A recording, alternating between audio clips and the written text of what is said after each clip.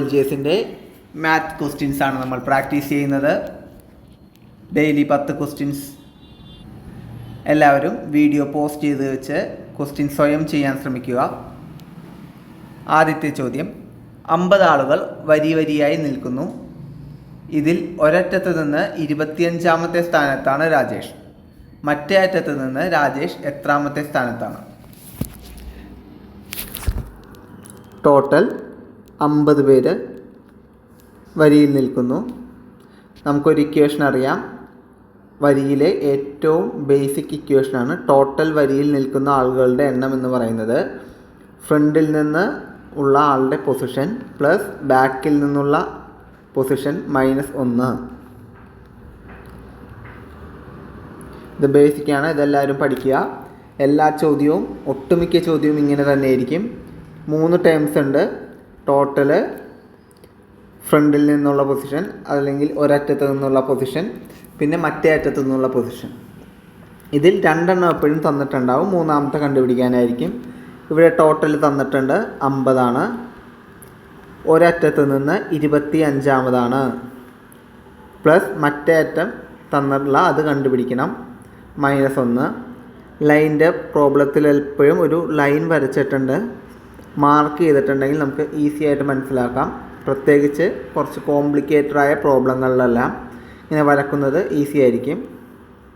25ാമതാണ്. 25ാമത് ഈ അറ്റത്ത് നിന്ന്, എങ്കിൽ ഈ അറ്റത്ത് നിന്ന് എത്രാമതാണെന്നാണ് ചോദിച്ചിരിക്കുന്നത്. നോക്കാം. ഈ ബി കണ്ടുപിടിച്ചാൽ മതി. 25ൽ നിന്ന് 1 പോയാൽ -1, 24 ആകുന്നു. 50 = 25, 24 + b ആകുന്നു. ഈ +24 അങ്ങോട്ട് കൊണ്ടുപോയാൽ -24, അതായത് ബി എന്ന് പറയുന്നത് 50 - 24, 26 ആണ് ആൻസർ. അതായത് രാജേഷിൻ്റെ പൊസിഷൻ ഈ എൻഡിൽ നിന്ന് 26ാമത്. അടുത്ത ചോദ്യം നോക്കാം. 2, 3, 5, 9 ഇവയിലെ ഒറ്റയാനെ കണ്ടെത്തുക. 4 സംഖ്യകൾ തന്നിരിക്കുകയാണ്. 2, 3, 5, 9. കാണുമ്പോൾ തന്നെ നമുക്ക് മനസ്സിലാവും 2 ആദ്യത്തെ പ്രൈം നമ്പറാണ്, അതായത് അഭാജ്യ സംഖ്യ. 3 അടുത്ത അഭാജ്യ സംഖ്യ. 5 കണ്ടിന്യൂ ആയിട്ട് വരുന്ന അടുത്ത സംഖ്യ അഭാജ്യ സംഖ്യയാണ്. 9നെ നമുക്ക് 3 × 3 എന്ന് എഴുതാം. അതുകൊണ്ട് തന്നെ 9 എന്ന് പറയുന്നത് ഒരു അഭാജ്യ സംഖ്യയല്ല, ഭാജ്യ സംഖ്യയാണ്.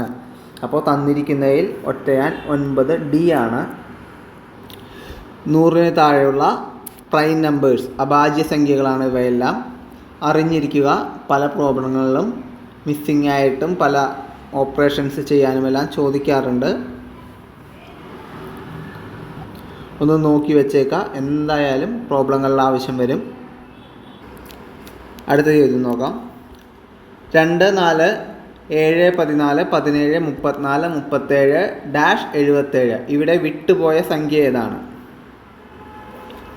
ഇവിടെ വളരെ ലെങ്തി ആയിട്ടുള്ള ഒരു സീരീസാണ്.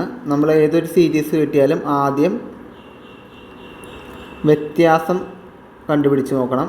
അടുത്തടുത്ത സംഖ്യകൾ തമ്മിലുള്ള വ്യത്യാസം കൊണ്ടാണോ ആ സീരീസ് ഫോം ചെയ്താക്കുന്നതെന്ന് നോക്കാം. 2ൽ നിന്ന് 4ലേക്ക് എത്താൻ 2, 4ൽ നിന്ന് 7ലേക്ക് എത്താൻ 3, 7ൽ നിന്ന് 17ലേക്ക് 14ൻ്റെ ദൂരം, 14ൽ നിന്ന് 17ലേക്ക് 3ൻ്റെ ദൂരം, 17, അങ്ങനെ പോകുന്നു. പക്ഷേ ഇവിടെ നോക്കുമ്പോൾ ഒരു ബന്ധവും ഇതിലൊരു റിപ്പീറ്റിംഗ് പാറ്റേണോ സംഖ്യകളോ ഒന്നും കാണാനില്ല. അപ്പോൾ ഈ വ്യത്യാസമല്ല നമ്മുടെ ആൻസർ. അടുത്തതായിട്ട് ആലോചിക്കേണ്ടത്, ഇത് ഓൾട്ടർനേറ്റ് പാറ്റേൺ ആണോ, അതായത് 2 പാറ്റേണുകൾ ഇടയിൽ കൂട്ടിച്ചേർത്ത് എഴുതിയിരിക്കുന്നതാണോ? അതായത് ഇവിടെ 2ൽ നിന്ന് 7ലേക്കും 7ൽ നിന്ന് 17ലേക്കും 37ലേക്കും അങ്ങനെ ഒരു പാറ്റേണും, 4ൽ നിന്ന് 14ലേക്ക് 14ൽ നിന്ന് 34ലേക്ക് പിന്നെ 37ലേക്ക് ഇങ്ങനെ ഒരു പാറ്റേൺ ആണോ എന്ന് ചെക്ക് ചെയ്യാം. നോക്കാം. 2ൽ നിന്ന് 7ലേക്ക് 5 വ്യത്യാസം, 7ൽ നിന്ന് 17ലേക്ക് 10ൻ്റെ വ്യത്യാസമുണ്ട്. 17 37 ആകാൻ 20ൻ്റെ.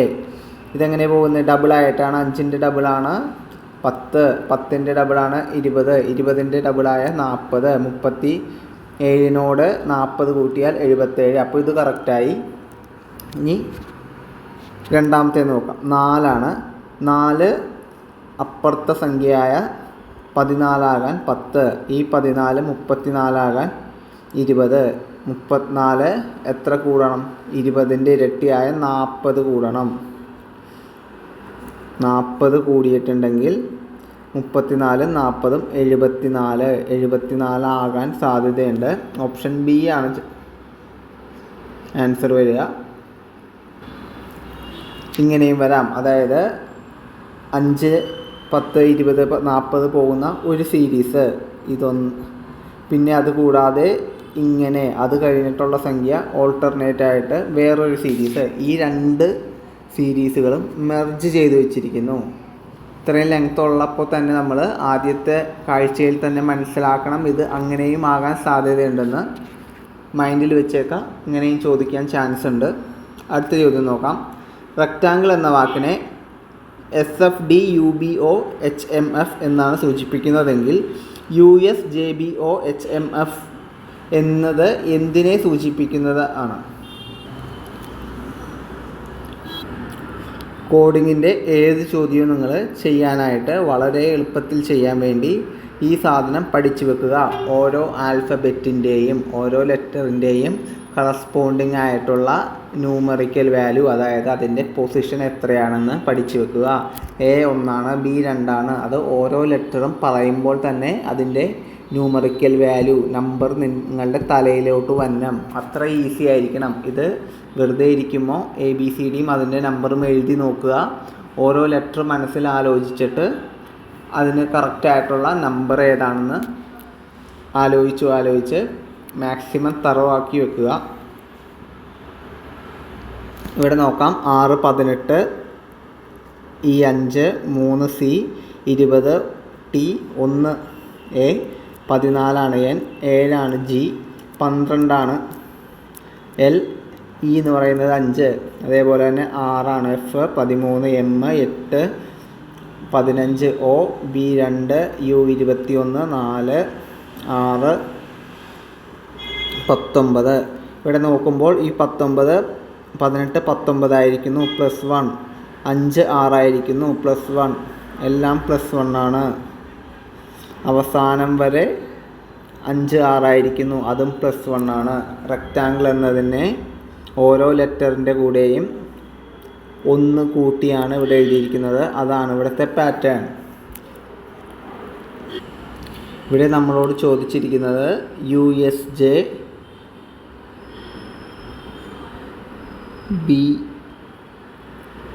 BOHMF ഇത് കോഡാണ്.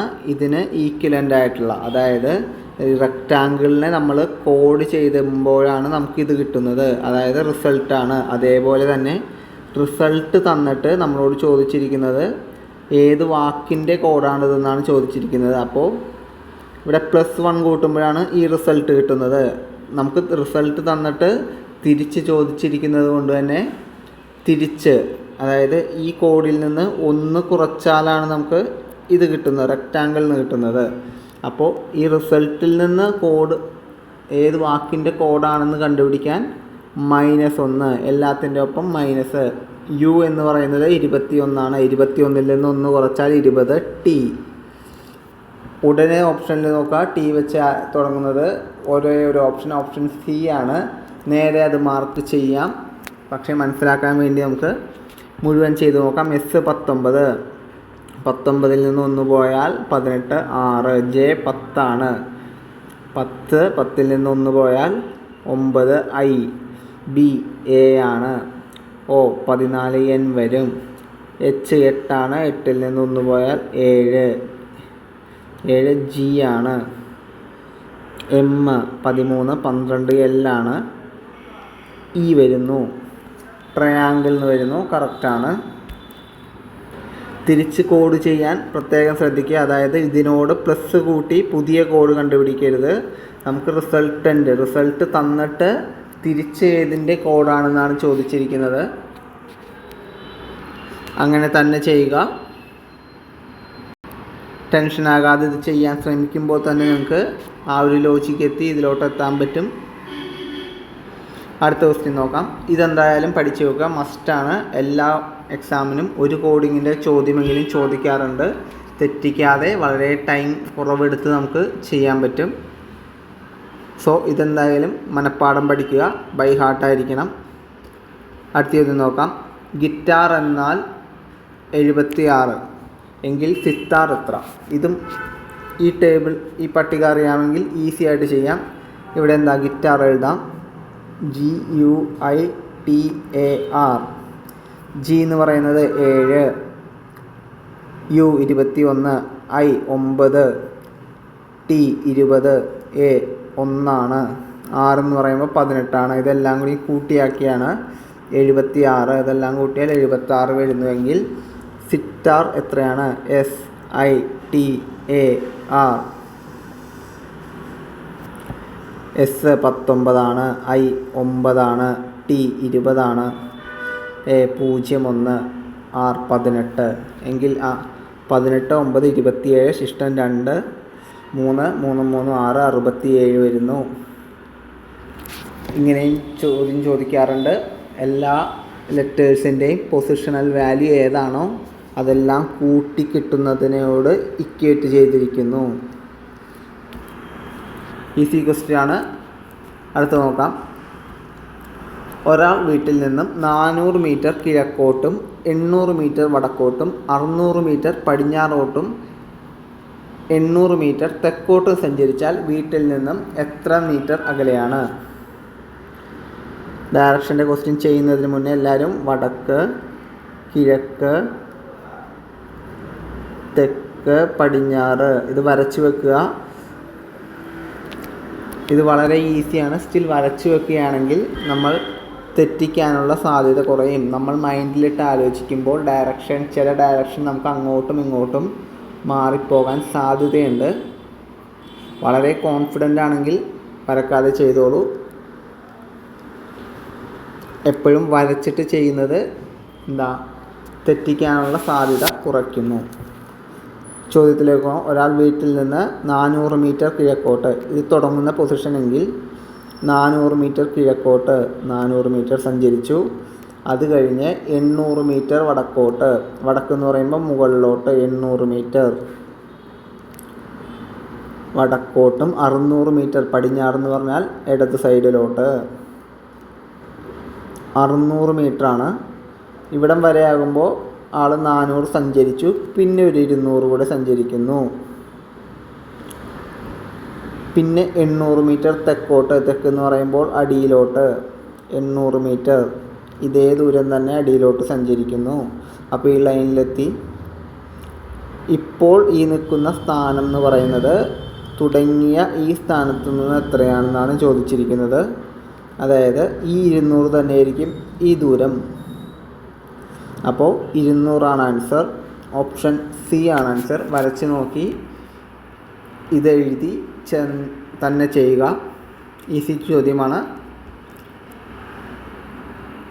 പ്ലസ് മൈനസ് ഹരണം ഇൻറ്റു ഈ 4 ക്വസ്റ്റ്യനിൽ വേറൊരു സിമ്പിൾ തന്നിരിക്കുന്ന ഇക്വേഷനിൽ മാറ്റി സബ്സ്റ്റിറ്റ്യൂട്ട് ചെയ്യാനാണ് ചോദിച്ചിരിക്കുന്നത്. ആദ്യം ഇങ്ങനെ വരുമ്പോൾ തന്നെ നമ്പേഴ്സ് മാത്രം എടുത്തെഴുതുക. 60, 7, 6, 10, 5 എന്നിട്ട് ഹരണം എന്നത് പ്ലസ് ആണ്. എവിടെയാണ് ഹരണം? 7ന് മുന്നേ ഹരണം, അവിടെ പ്ലസ് ഇട്ട് കൊടുത്തു. പിന്നെ പ്ലസ് എന്നത് ഇൻറ്റു ആണ്. പ്ലസ് എവിടെയാണ്? പ്ലസ് 6ന് മുന്നേ പ്ലസ് ആണ്, അവിടെ ഇൻറ്റു ഇട്ട് കൊടുക്കാൻ പറയുന്നു. ഇൻറ്റു എന്നത് മൈനസ് ആണ്. എവിടെയാണ് ഇൻറ്റു? 10ന് മുന്നേ ഇൻറ്റു ആണ്, അവിടെ മൈനസ് ഇട്ട് കൊടുത്തു. അടുത്തത് മൈനസ് എവിടെയാണോ അവിടെ ഹരണം. മൈനസ് 5ന് മുന്നേ ആണ്, അവിടെ ഹരണം ഇട്ടു. Boat mass. ആദ്യം ബ്രാക്കറ്റ് ഉണ്ടെങ്കിൽ ചെയ്യാം, പിന്നെ സ്ക്വയറോ അതൊക്കെ ഉണ്ടെങ്കിൽ ചെയ്യാം. സ്ക്വയറോ സ്ക്വയർ റൂട്ടോ. പിന്നെ ഡിവിഷൻ, ഹരണം ഇവിടെയുണ്ട്. അപ്പോൾ ആദ്യം അത് ചെയ്യാം. 60 പ്ലസ് 7 ഇൻറ്റു 6 മൈനസ് 10നെ 5 കൊണ്ട് ഹരിച്ചാൽ 2. അടുത്തത് മൾട്ടിപ്ലിക്കേഷൻ ഇൻറ്റു ഇതാണ് 60 പ്ലസ് 7 ഇൻറ്റു 6 42 മൈനസ് 2. പിന്നെ അഡീഷനും സബ്സ്ട്രാക്ഷനുമാണ്. നിങ്ങൾക്ക് ഇഷ്ടമുള്ളത് ചെയ്യാം. ഞാനിവിടെ 60 ആദ്യം 42-ൽ നിന്ന് 2 കുറക്കുന്നു പ്ലസ് 40, 40ഉം 60ഉം 100 ഓപ്ഷൻ ബി ആണ് ആൻസർ. ഇതും വളരെ ഈസി ചോദ്യമാണ്. തെറ്റിക്കാതെ സ്ലോ ആയിട്ട് തന്നെ ചെയ്യുക. പയ്യെ സ്ലോ ആയിട്ട് ചെയ്ത് നിങ്ങളുടെ അക്യുറസി കൂടും. തെറ്റിക്കാതെ ചെയ്യാൻ പറ്റും. അടുത്ത ചോദ്യം നോക്കാം. അമ്മയുടെ പ്രായം മകളുടെ പ്രായത്തിൻ്റെ 4 മടങ്ങാണ്. 20 വർഷത്തിന് ശേഷം അമ്മയുടെ പ്രായം മകളുടെ പ്രായത്തിൻ്റെ ഇരട്ടിയായാൽ അപ്പോൾ അമ്മയുടെ പ്രായം എത്ര? ഏജിൻ്റെ ക്വസ്റ്റ്യൻസാണ്. 2 രീതിയിൽ ചെയ്യാം. ഓപ്ഷൻ സബ്സ്റ്റിറ്റ്യൂഷനും ചെയ്യാൻ പറ്റും, നമുക്ക് ഇക്വേഷൻ ബേസ്ഡും ചെയ്യാം. ആദ്യം ഇക്വേഷൻ ബേസ് ചെയ്ത് നോക്കാം. അമ്മയുടെ പ്രായം മകളുടെ പ്രായത്തിൻ്റെ 4 മടങ്ങാണ്. ഇവിടെ അമ്മയുടെ പ്രായം എ എന്നും മകളുടെ പ്രായം എം എന്നും എടുക്കുകയാണ്. അങ്ങനെയെങ്കിൽ അമ്മയുടെ പ്രായം എന്ന് പറയുന്നത് മകളുടെ പ്രായത്തിൻ്റെ 4 ഇരട്ടി എന്ന് പറയുമ്പോൾ 4 × m എന്നാണ്. അതവിടെ നിൽക്കട്ടെ. ആദ്യത്തെ സെൻറ്റൻസ് അത്. 20 വർഷത്തിന് ശേഷം അമ്മയുടെ പ്രായം, അതായത് 20 വർഷം കഴിയുമ്പോൾ, 20 വർഷം കഴിഞ്ഞാൽ അമ്മയ്ക്ക് 20 വയസ്സ് കൂടിയിരിക്കുന്നു എന്ന് പറയുന്നത് മകളുടെ പ്രായത്തിൻ്റെ ഇരട്ടി. മകൾക്കും അപ്പോൾ 20 വയസ്സാകുന്നു. ആ 20 വയസ്സായതിൻ്റെ ഇരട്ടിയായിരിക്കും 20 വയസ്സ് കഴിയുമ്പോൾ, 20 വർഷം കഴിയുമ്പോൾ അമ്മയുടെ പ്രായം എന്നാണ്. അതാണ് നമ്മുടെ രണ്ടാമത്തെ ഇക്വേഷൻ. a + 20 എന്ന് പറയുന്നത് ഈ ഇൻറ്റു 2-നെ അകത്തോട്ട് 2 സ്ഥാനത്തും ഗുണിക്കണം. 2 × m 2 പ്ലസ് 2 × 20 40. ഓക്കെ, എന്നിട്ട് ഈ +20 ഞാൻ അങ്ങോട്ട് കൊണ്ടുപോവുകയാണ്. അപ്പോൾ -20 ആകുന്നു. a എന്ന് പറയുന്നത് 2m 40 - 20. അപ്പോൾ a എന്ന് പറയുന്നത് 2m + 20 എന്ന് വന്നു. ഇവിടെ നിൽക്കട്ടെ. ഇവിടെ ഇനി എയുടെ സ്ഥാനമുണ്ടല്ലോ. ഈ സ്ഥാനത്ത് ഈ എയുടെ ഇതുകൊണ്ട് പ്ലേസ് ചെയ്യാൻ പോവുകയാണ്. 4m. എയുടെ സ്ഥാനത്ത് 4m എന്ന് എഴുതുന്നു. അതോടെ ഈ ഇക്വേഷനിൽ m മാത്രമേ നമുക്കറിയാത്തതായിട്ടുള്ളൂ. m കണ്ടുപിടിക്കാം. ഈ +2m-നെ ഞാൻ അങ്ങോട്ട് കൊണ്ടുപോയാൽ 4m - 2m എന്നായി 20. 4mകളിൽ നിന്ന് 2m പോയിട്ടുണ്ടെങ്കിൽ ബാക്കി 2m ആണ് 20. m ഈ ഇൻറ്റു 2-നെ അങ്ങോട്ട് കൊണ്ടുപോയാൽ ഹരണം 2 ആവും. 20/2 വെട്ടിക്കളയാം. 2-ൻ്റെ പട്ടികയിൽ 2 ഒരു തവണ, 20 10 തവണ. അപ്പോൾ m-ൻ്റെ വാല്യൂ 10 എന്ന് കിട്ടി.